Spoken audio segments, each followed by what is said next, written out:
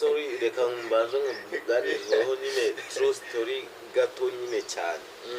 Jewe hari ukuntu urabizi abana 1 2 3 4 mwaramutse neza abakurikiye ZI Plus 250 TV show, mwaramutse mumeze neza.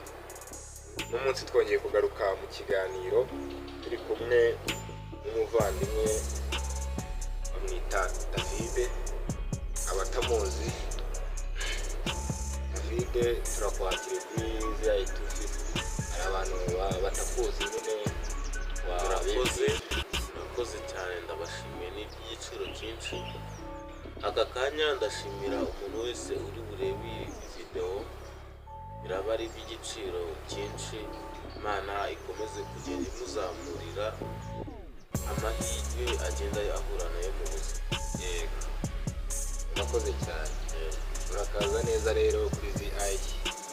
Ako ubundi urakaza nanone rero ko nyingusa ubwo ndakaza nisanga, urakaruka nyine wisanga. murakoze cyane.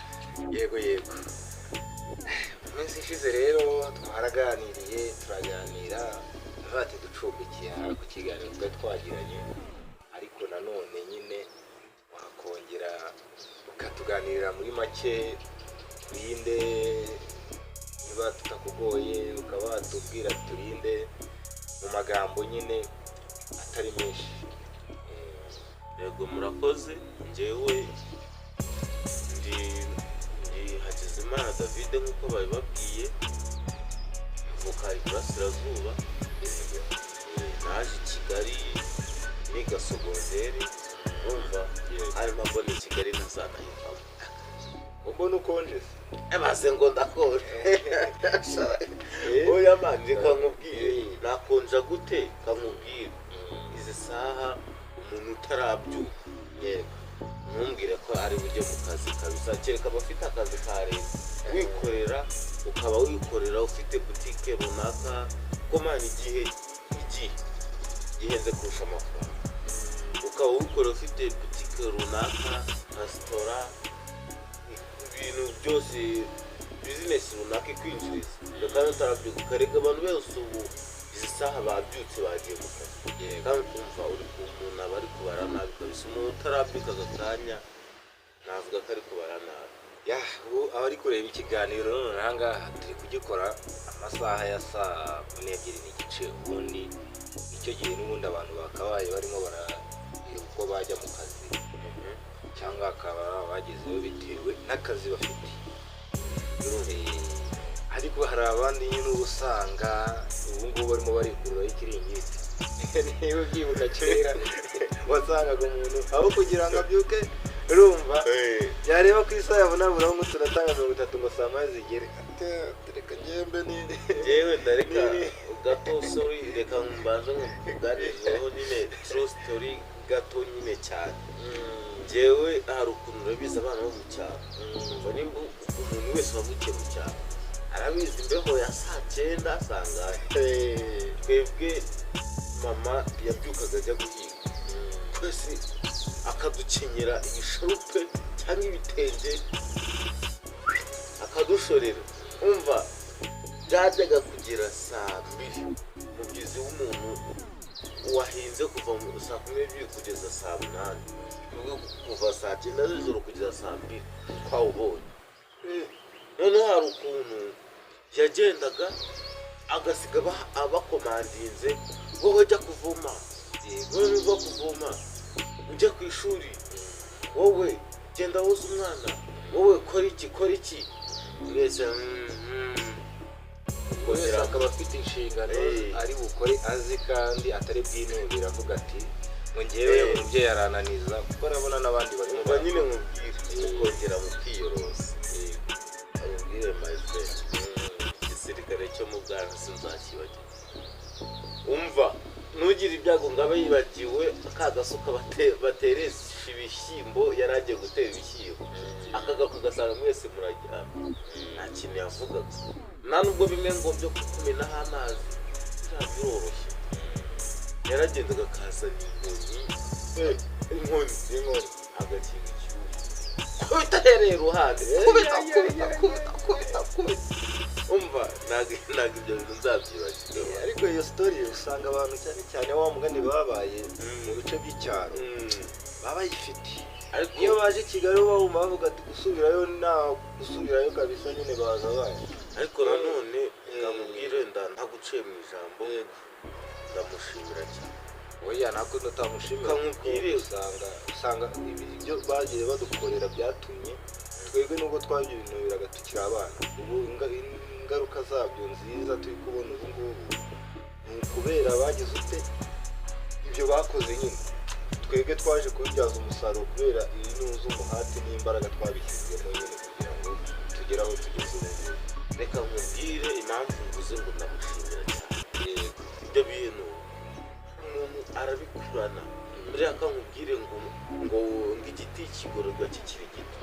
kankubwire niyo najya ahantu bangaburira ari ukuryama gusakaza ari ukuryama, ndakubwiza ukuri ukongera ugahituma akandi kazi. noneho bitewe n'uko bavuga ngo umubiri iyo umenyereye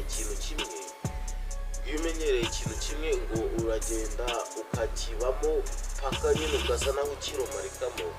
nimba waramenyeye kuryama ubwo ngubwo ukajya ugira ibitozi, ariko sahi mfite akazi ko kuzinduka narimenyereye kuryama, azinduka bikacumukira akajyamo bitewe n'ukuntu nazamutse nyine. ngo n'akazi kose mbashije kuvuga ati nerekejeho amaboko. Imana nijya ivuga ati umurimo wose werekejeho amaboko uwukorana umwete, uha n'umugisha, uwukorana umwete. yego nuko rero ubuzima bwo mu cyaro ni hatari. gusa inama yo hagira abantu nyine baba bakiri kwikurura ibiringiti, cyangwa wenda nuko uvuga ati bo ni abanyakigali bavukiye mu buzima bwiza, baba bafite n'amasaha runaka bagira mu kazi, aba wenda badafite wenda ubwo bushobozi ubona nyine nta kintu afite yarageraho, ariko uri gusanga nyine arimo arikururaho ikiringiti muri ubwo buryo kandi nta kirageraho. ibyibura turi kuvuga ngo araryanye, afite imodoka byibura yaparitse ari ibibazo bituma afite n'icyo agezeho yubatse yaba afite igare, ariko uri bugende n'igitse amasaha nk'abiri arimo arikururaho ikiringiti. none ubwo wamugira inama imeze ute rero kugira ngo abyumvireho nawe akore neza pe? ikintu nagiraho inama ku muntu uri burebe iyi video uwo ari we wese, wenda uwo ari we wese nyine uzi ko icyo kibazo turi kuvugaho kijya kimubaho, akumva ashaka kuryama, akumva afite imbeho, akumva nyine kankubwize kuri urumva akazi ni kazi. urumva buriya no example mfite nk'inuze nk'imodoka ngiye koza aka kanya ndacyafite imbaraga n'ubushake bwo kuyoza, ariko saa tanu nkayitega saa tanu ntabwo ubone akazi ko gukora, ntuhita ugakora ahubwo ukagatega ikindi gihe biramubuye. ahubwo aka kanya ngitekereza koza imodoka niyo ntanzeho urugero kuko niyo ndeba hafi yanjye. urumva ngitekereza koza imodoka nkahita nyoza, kuko ntabwo nzi igihe nayiteganyirije ukundi bwabe ndi muzima, ari ni ingenzi cyane ninayoza nabura akazi utanze akanya kugira ngo n'ibindi uzakora nyine biri bukore mu gihe kiri imbere yibura bibe bigabanutseho, kuko ntabwo bategereza amasaha imbere n'igihe bashobora kubongeza akandi kazi. twose tujera ikintu nashatse kuvuga aho ngaho rero ni iki, umuntu wese utekereje gukora ikintu cyahita kimugira akamaro, wenda si ukoza ibyo, wenda si ugukaraba, si ukumesa, umuntu wese ako kanya utekereje ikintu cyahita kimugira akamaro, ndamusabye kweri ajya ahita agikora, kuko igihe gihenze kurusha amafaranga cyane, igihe kirahenze cyane. ubwo rero ntibajye babyumva. none se hari ikindi nanone abantu muri ino minsi bari kwibaza nanone ku bintu wenda bijyanye n'iyobokamana, biriya byo ujya ubibonaho ko hari icyo bikemura mu buzima bwacu, cyane cyane kuko urumva hari igihe umuntu abyuka, hari ababyuka nyine bakaba basenga, hari n'abandi babyuka bihutiraho birukanka bakirukanka kabisa, bati iby'Imana byo turabivuga tubonye ako kazi kabonetse.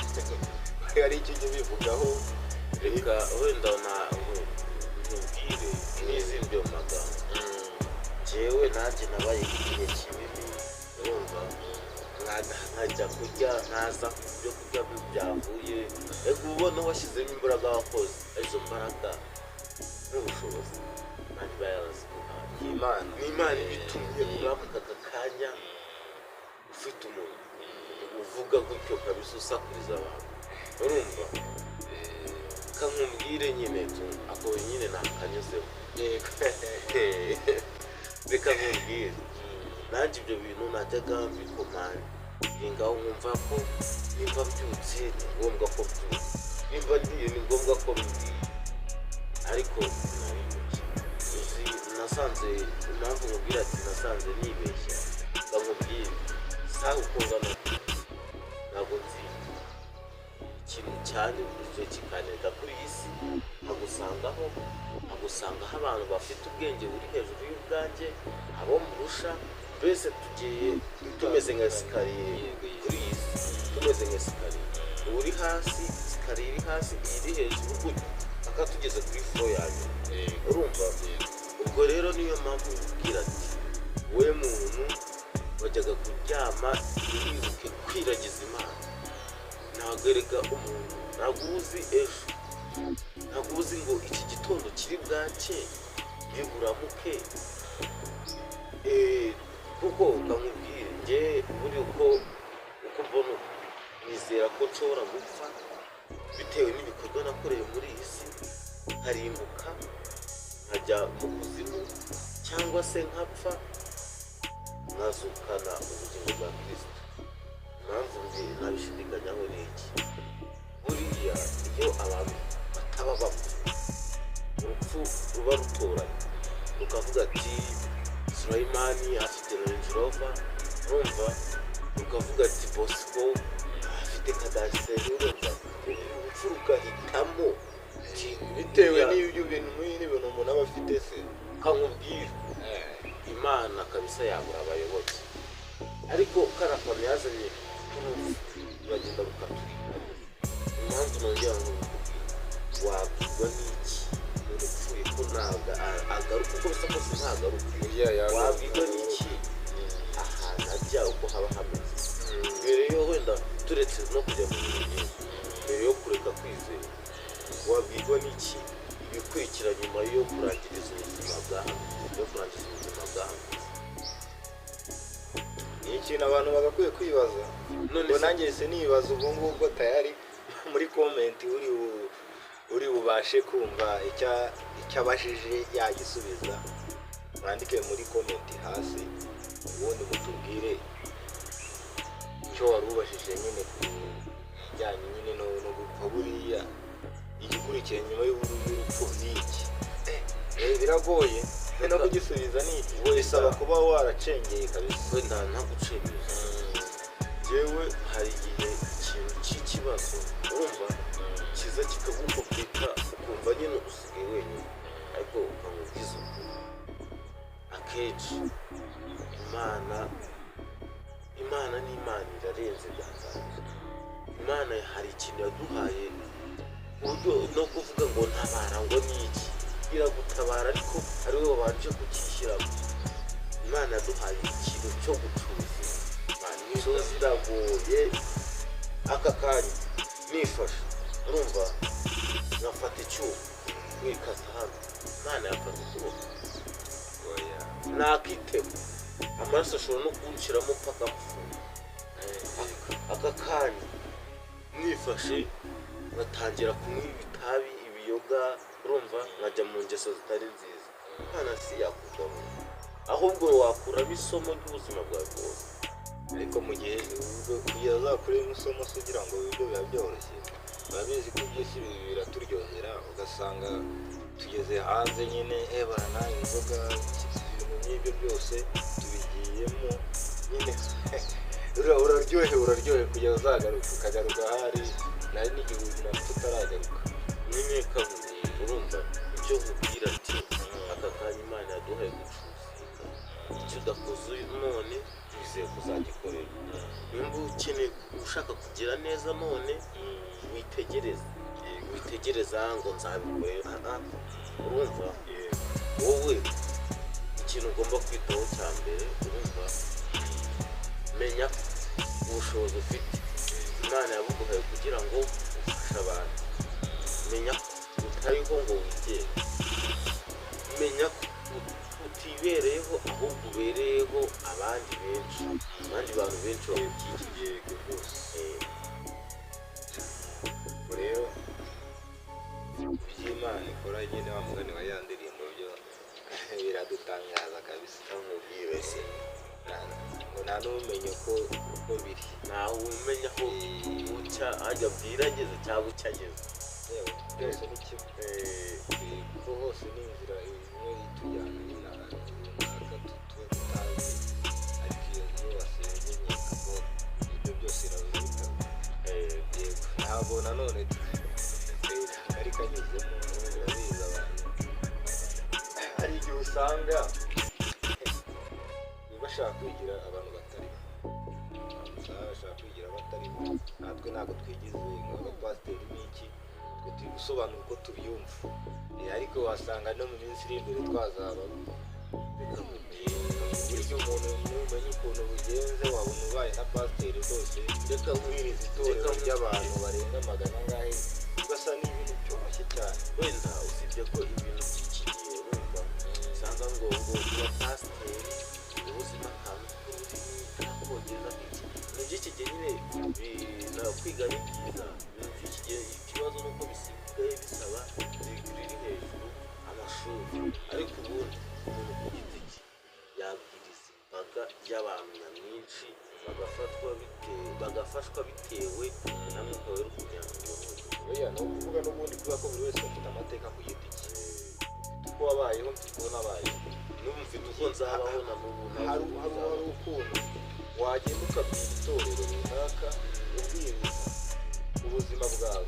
Ubuzima bwawe ni burebure cyane, bakugenda ukababwiriza rwose bakagenda bagafashwa nyine bitewe n'ubuzima. Kandi nta n'ishuri mfite nta shuri mfite. Ariko nyine muri iki gihe ubwo ibintu bisa nkaho bisa n'ibyangiritse, abantu twize cyane ibintu twize ibintu by'iyobokamana, twize Bibiliya, bigaragara ko nyine itorero nyine n'ibyago, kubera ko ibintu byagiye bihinduka. Barikera umuntu wo ku mutima